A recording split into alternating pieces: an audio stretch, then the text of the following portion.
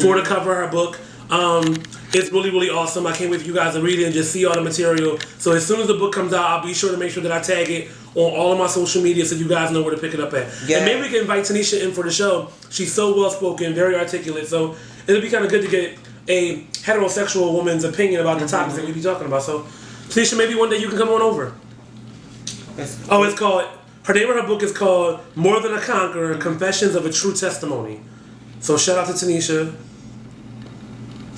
Oh, scroll up. Scroll up. What did you say? Where? To where? I'm not sure.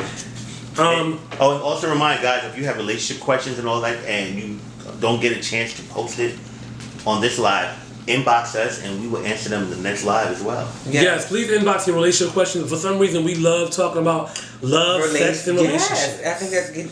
Child, be going home feeling all hot. You hot and bothered. And I gotta lay by myself and stuff. Well, you got them dogs. I don't want to lay by Regina. They said Jacen will let you know, please come to the release party. That would be great to come and chill with you guys. I love the show. Oh, thank you, Tanisha. What? We gotta make sure we set that up. Yes. Oh, the release party. Okay, for the book. But what happened? Are we? This is your connection this week.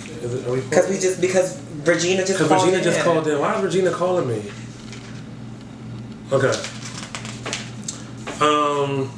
Moving along. Oh, wait. TV shows. TV is back. Yes, it is. Oh my God. American Horror Story. Oh my God. I'm so glad they went back to the original format because the circus kind of lost me. I ain't gonna hold you. It was like all over the place. I only liked Hotel because Lady Gaga was in it. Mm-hmm. So I think Lady Gaga kind of stole the show. I do think that. I like her new look. I like what she's looking at Norm. I mean, it's nice, but she's prettier. We talk about the American Horror Story, not Lady Gaga. Like, see what I mean? But I like the way she, yeah. But it turned into a Lady Gaga show. It wasn't about American Horror Story no more. See, look, you still talking about what she looked. I'm sorry. Did you like American Horror Story? You know, Well, the last week's episode was amazing. I was so glad to see that a lot of viewers actually feel the same way that I feel, that they actually love the fact that it went back to its original format. Mm-hmm. So, shout out to American Horror Story. How to Get Away with Murder. Are you ready for How to Get Away with Murder? Yes, I need to learn a few things. What you need to learn? I got a couple of plans. No, I don't. Let me stop. Ray, Young Thug wearing that Dorothy outfit was nothing less than gay. He's a fairy. Even the niggas in his crew had the same appeal. Straight cunts in the hood setting. Who for Young Thug? I don't think that it was gay. If you know fashion, sometimes in fashion, men take risks. It doesn't make them gay or straight. I think that too many times in clothing and fashion, we put a femininity on a certain type of style. But some things just don't look right on certain people. And if it don't fit what you, it just don't fit. That's true. Because I hate to see. It comes all different if it doesn't look right on ya. True, because I hate to see big men in kilts. Yeah, you know what I mean? So, I don't like that. And I'm a big guy. I wore a kilt once, but I was a little bit smaller than I am now. Not that I'm really big. We ain't gonna get on this topic because last week's season one of the fat. He was angry. He lost 5 pounds. He lost 5 pounds from yelling. Yes, he did. Ain't no such thing as stick with you fat, you fat. Yes, he lost 5 pounds. But I don't know. That's the picture you're talking about? What picture? They said, why do you think that being gay? Oh my God, who is that? Wait a minute, Kanisha got a question. Young Thug. Why do you think that being gay in the black community is still a taboo? It's so out and open, yet we see so many great people in positions who are open. So taboo. I think just because for the human eye, to men, it's kind of, it does make you gag at first looking at. Like if they kiss in front of you, it do make you kind of it just, you know. I think that it goes a little bit deeper than that. I think that it's because a lot of a lot of gay men. So seeing two men kiss in public. It kind of grabs you at first. It kind of does. No, but listen, hear me out. I think that because the black man has been looked upon as strength for so long. Mm-hmm. So when you think about slavery, the black man was the one that was on the front of the slave line. Like it wasn't really the women were in the house. Right. The men were building. Mm-hmm. They were, constructing things like very strong. So when you see these two black strong men, it messes with people. Yes, and at the end of the day, I think that the black community has put such a strain on homosexuality, that they forget the same strain you put on homosexuality is the same strain that they still put on African Americans. Yeah. Like, we ain't free. No, I want y'all to understand that. Not completely. And just because we had a black president don't mean we free. Oh my God. It was just, he was just used as the mascot for the moment. I might get crucified for how I feel right now. So, but I'm saying what y'all think. Let me ask you both a question. So, do you think that as gay people they should refrain from public affection? No. No, not at all. Not at all. But I mean, just be prepared for when somebody's going to double up. You know, you know what I mean? Don't freaking. I had this conversation with my little brother. My little brother, in the beginning, was not really. I think he is okay now, but he wasn't really okay with me being gay. He didn't understand it, and I had to break him down one day, and I was like, "Listen, love is love. Love doesn't have a color, doesn't have a gender, doesn't have a sexuality. Right. Love is love. What I do when I go behind the closed doors of my bedroom, and who I decide to screw or let screw me, is between us two. But you said closed doors. We're talking about in public. you know, like you said, it is alarming. It's alarming, but I mean, what's wrong with PDA? I'm okay with PDA. Now, I'm not going to be in front of kids kissing and all that. That's too much. I mean, but you might not. She might be walking behind you. You might be feeling love and affection at that moment. So I mean, they'll see it. But I mean, but do you think that's only in America? Because I think in America we are so like, weird. But overseas they're not like that. They don't, make a big stink out of it. Like we make a big stink about like sex here. Like the Europeans, and they're free sexual spirits. Well, some of those they love sex, and it's well, it's good. It's therapeutic. It's healthy. Well, listen, according to the STD rate, we love sex over here too. So, I mean, seriously. Speaking of which, wrap it up. Use a condom.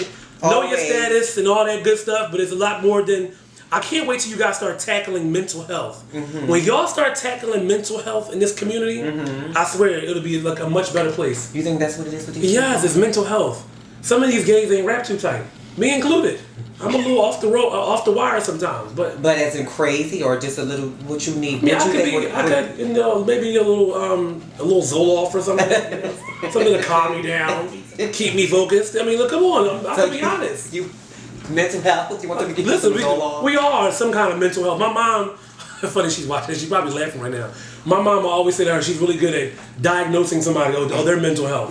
She always says that. That's her line. They need help. They need help. Their mental health. Mom, if I'm lying, say I'm lying, but I'm not lying. Let's see what the comments are. Hey, Bryson. Hey, Bryce. Hey, Jacen. Hey, Juicy. Yes, Juicy. Oh, wait, Tanisha said, see, Tanisha, she feel like the same way. Mental health is her subject. See? We know this mental health is a huge, huge issue in all communities. And speaking of... just in everybody, you would say, right? Yeah. And speaking of communities, Black Lives Matter. Always. Oh my God. Jerry Ford Jr., one of the leaders of the BML in Houston, was robbed at gunpoint in his neighborhood. His off-campus housing isn't patrolled by the campus, so he asked for more security to patrol the area because a lot of students do live in the area. People are criticizing him because of his affiliation with Black Lives Matter, saying he is only pro-police because he was robbed. But in actuality, the movement isn't about anti-police. It's more about anti-police brutality. There are some members that feel away, but the entire group doesn't feel that way. How do you guys feel about that? Like, do you feel like because he's a part of Black Lives Matter, he shouldn't be pro-police? Is it sending a mixed signal? Well, no. Why would it be mixed? Because if you notice, most of the time, even though Black Lives Matter is against police brutality, they do have an undertone that would come across a little bit angry when it comes to police. So now the police are not protecting you, and now you all of a sudden pro-police. But then yesterday you was holding up a sign saying, fuck the police. So it's like... What? You can't beat them, join them, honey. I guess. Like, you can't beat them, join them. I mean, no, but... he probably believes so. I don't know. Do you think he got scared? I mean, when you got robbed at gunpoint, you wouldn't be scared? But that's what I'm saying. Some people they get feared over to that side. Like, they scared. You know what I mean? Like, what do you think from him? Well, I mean... It's, not like what we do. I do find it interesting that, and I know before I get crucified, I know each situation is a little bit different. But I do find it interesting that this person can be robbed at gunpoint in the campus area. Like... No, it was all. It was all off campus, but still. What is that saying about our campuses? They need more tight security. Did you guys hear that Sandra Bland's family got a $1.7 million settlement for the wrongful death? Oh, really? What? Oh, wow. No, I didn't hear that. No, what was it on? What was that on, CNN? I read it last week. Oh, wow. Shout out to the Blands. That's dope. Even though, it's not going to bring back, the life that was lost, but, it's... I know that sounds so terrible. I hate to say, well, at least you got something, but like, because it's never gonna, like bring back. That's never gonna bring it to life. Yeah. Like, I hate when people always say like, oh, you know, my mom passed away and she left me $250,000. That's not gonna bring my mother back. I need my mother. I mean, the money ain't gonna mean nothing. Okay, that's gonna be going. That's gonna be going in a minute. Since we're on the whole like Black Lives Matter, and you know, let's talk about trans lives that matter. And shout out to Monique Khan down in Baltimore. Oh yeah, for doing a memorial. For doing a memorial service. We just lost 2 of our transgender women. Another senseless act of violence that ended up in death. Crystal Gotti Evans and Ayanna R. Holloway are no longer with us. They were killed. Oh my God, Crystal by a gun, and then. And nothing was Ayanna stabbed? Was it gun too? Was it gun related? I'm not sure.